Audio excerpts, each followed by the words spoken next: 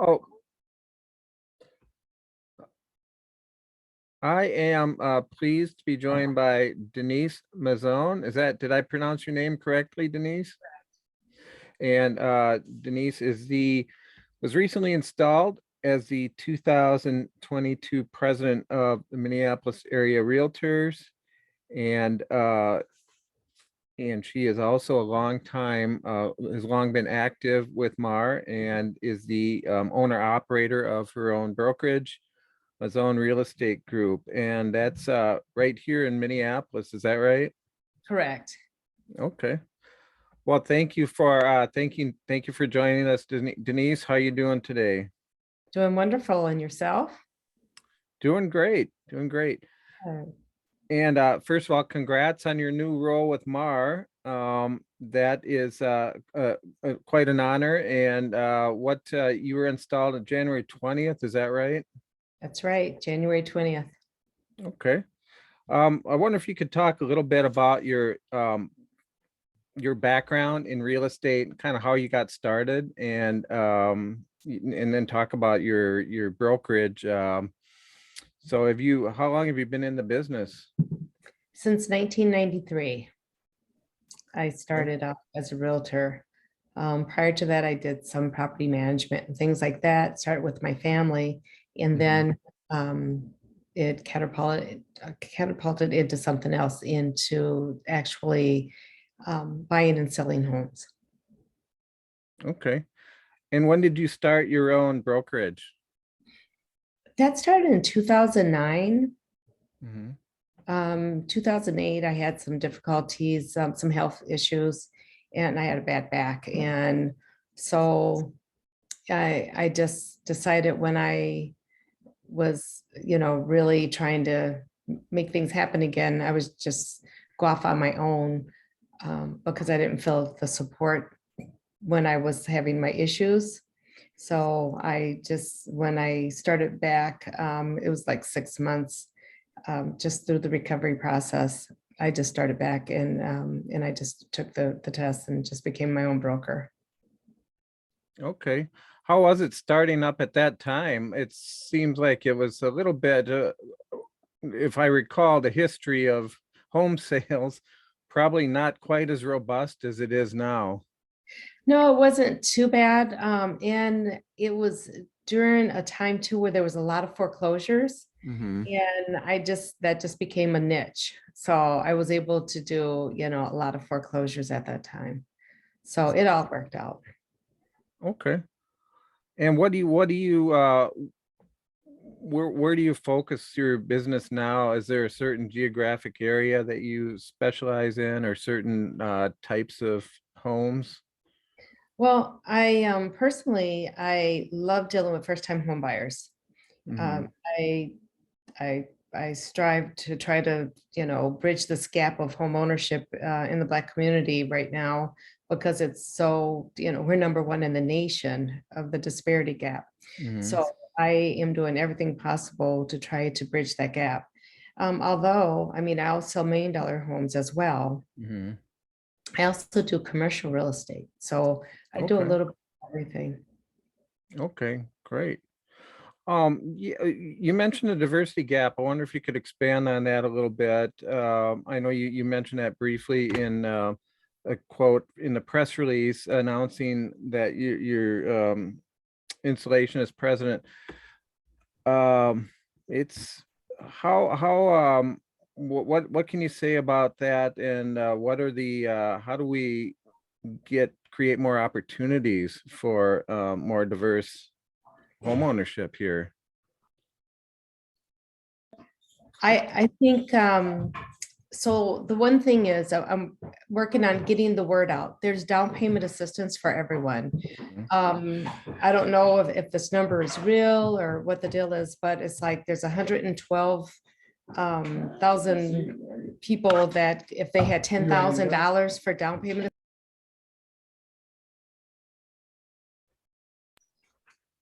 Sorry, there's there's 112,000 people or whatever, and if they had $10,000 for home ownership, excuse me, for down payment assistance, Mhm. they would be able to get into a home.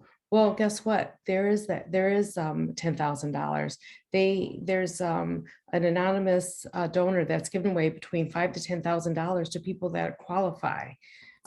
So it's just getting the word out, boots on the ground, getting out there, talking to people. You may have to hold their hands a little bit, harder and longer than, some people, but, and then also just getting them to the point where they can believe that they are worthy of owning a home. Some people, it's intimidating. Well, wonder if this breaks, wonder if that breaks, we'll figure it out.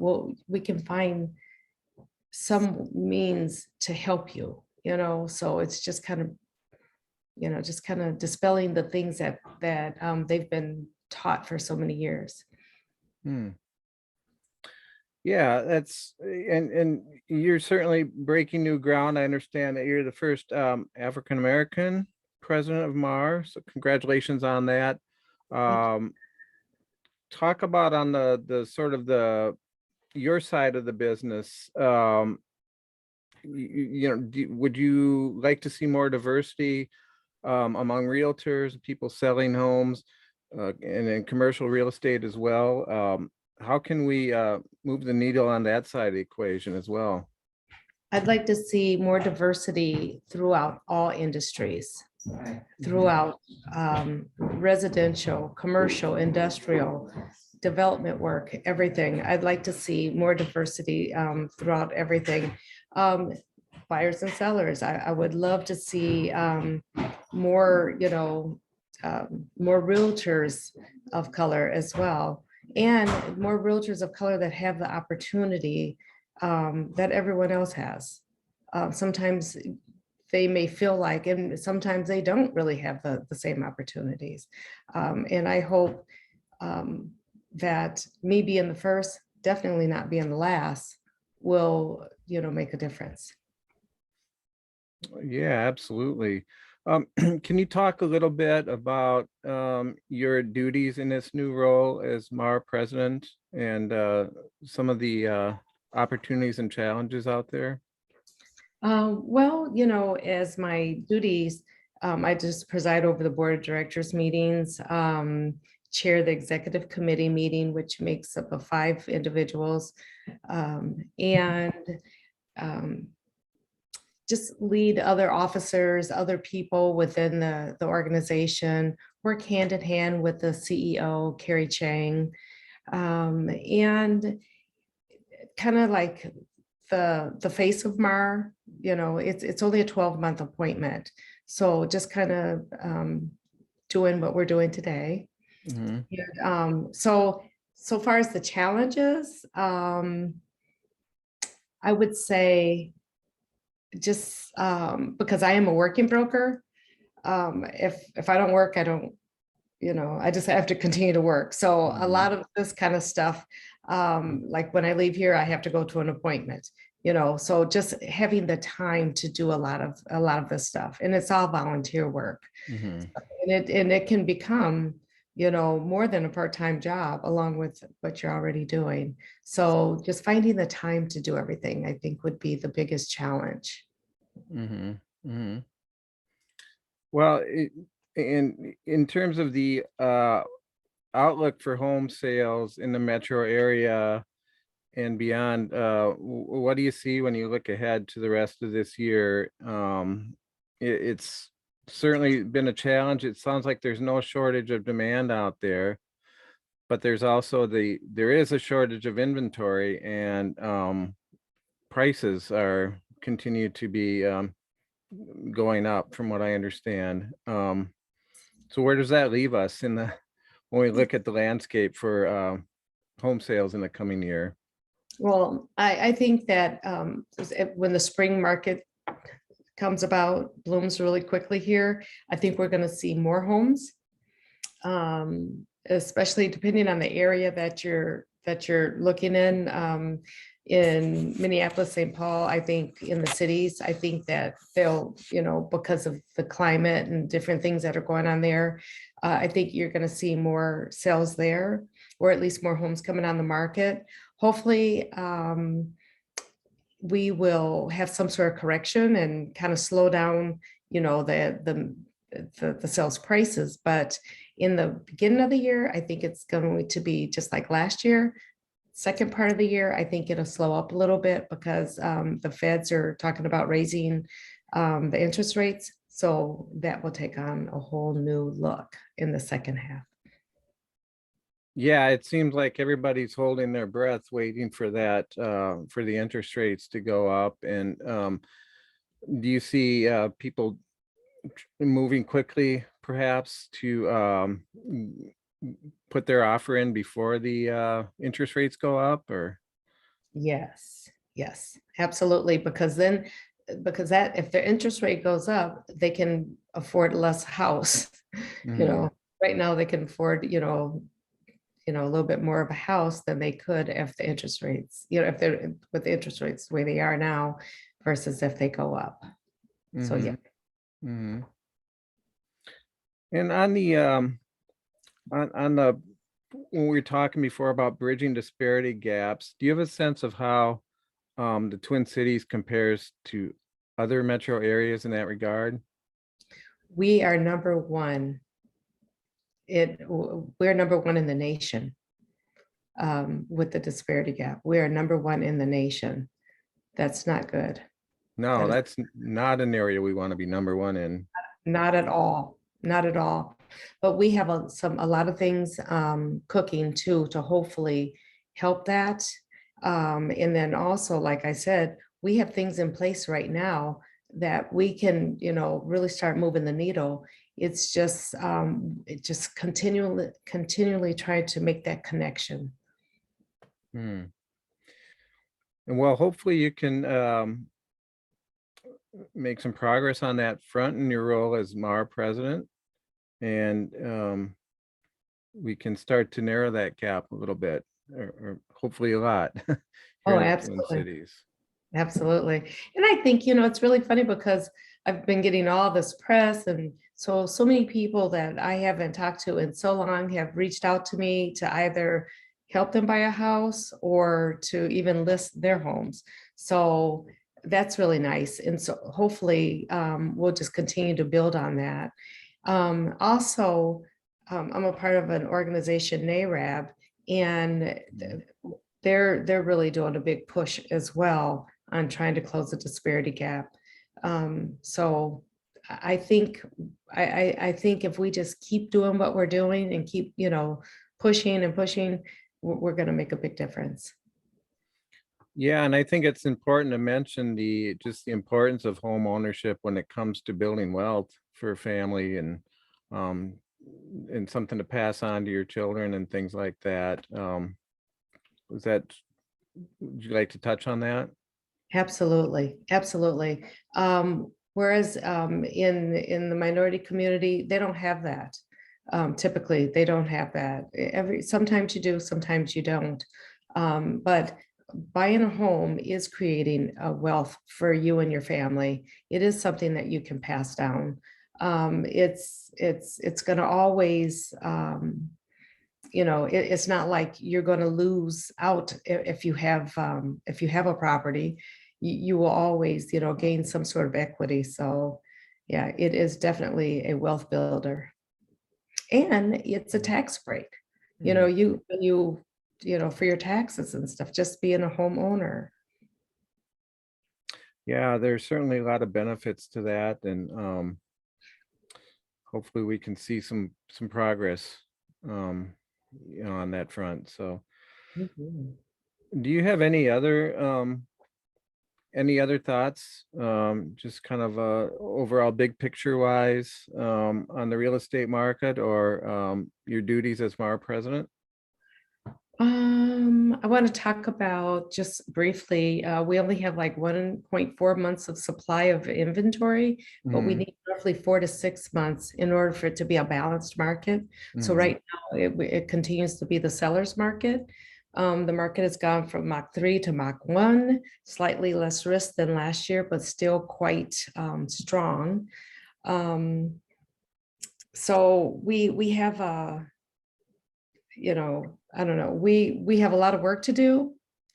But once again, I think with a lot of these different programs and a lot of the nonprofits are really doing great work in this area too, you Mhm. know, offering the home ownership classes, things that are required. And then working with the right, and then, you know, setting people up to work with the right lenders that, you know, participate in, you know, what is called the Community Reinvestment Act, the CRA, Mhm. or just, you know, they have a lot of different products. So instead of, you know, people thinking you need 20% to put down on you know, on a home for down payment, that is not true. That's not true. I know a product, all you need is $1,000 for earnest money, and then they will finance the entire purchase in-house, a conventional loan. And so I've had people, one of them had to bring $13.85 to closing, one Mhm. had to bring 170 something, 180 something. You know, you can't beat that. And Mhm. now they own their own home, you know, and their payments are about the same as when they were renting from someone else. Right.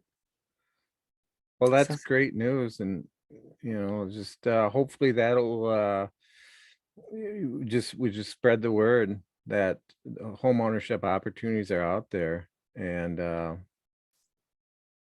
yep, exactly what we need to do. So I'm gonna do my part. You can mhm. help. All right. Let's get that out there so we can Yeah. start bridging that disparity gap, because I mean, it is progressive as Minneapolis, St. Paul, you Mhm. know, and even the surrounding areas are. It doesn't make sense for us to be, you know, number one in that area. Mhm. Mhm. I'd like to turn that Yeah, around. absolutely. And when I talk to the home builders, they always talk about they want to build more, and that certainly the permit numbers have been going up for new home construction.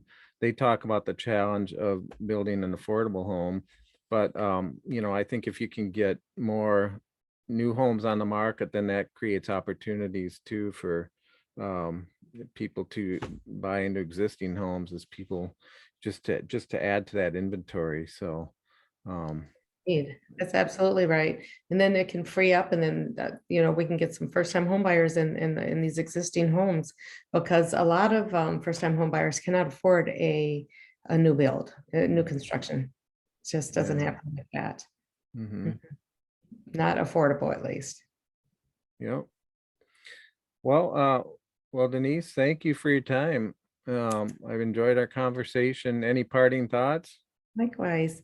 No, I just want to say I thank you for your time, and I look forward to my year in 2022.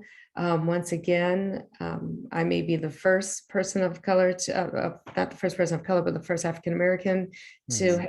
hold this position. I definitely will not be the last. And I'm just happy that in Minneapolis Association of Realtors, we are very, I think we're very progressive. We look into making sure that DEI is the pillar of every single, you know, department, committee, everything that we do over there. Mhm. Um, and with that, I think it has allowed me to be in the position I am today. One of the reasons, at least. Mhm. Great. Well, good luck, Denise, and hopefully we can chat again sometime. Oh, indeed. All right. Thank you. Have a great Thanks. day. You Okay. too. Bye-bye. Take care.